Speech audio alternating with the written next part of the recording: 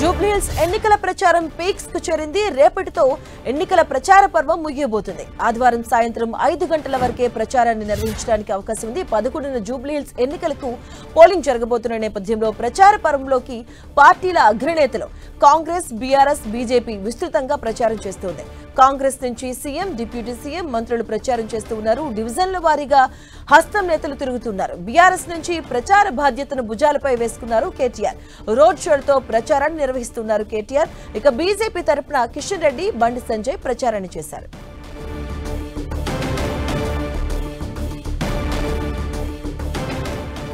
జూబ్లీహిల్స్ ఎన్నికల ప్రచారం పీక్స్ కు చేరింది. రేపటితో ముగియబోతుంది ఎన్నికల ప్రచార పర్వం.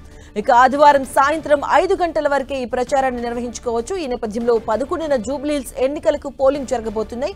ఈ నేపథ్యంలో ప్రచారంలో పర్వంలోకి పార్టీల అగ్రనేతలు అలాగే కాంగ్రెస్, బీఆర్ఎస్, బీజేపీ విస్తృతంగా ప్రచారం చేస్తున్నారు అగ్రనేతలు. ఇక కాంగ్రెస్ నుంచి సీఎం, డిప్యూటీ సీఎం, మంత్రులు ప్రచారం డివిజన్ల వారీగా తిరుగుతూ ఉన్నారు హస్తం నేతలు. అలాగే బీఆర్ఎస్ నుంచి ప్రచార బాధ్యతను భుజాలపై వేసుకున్నారు కేటీఆర్.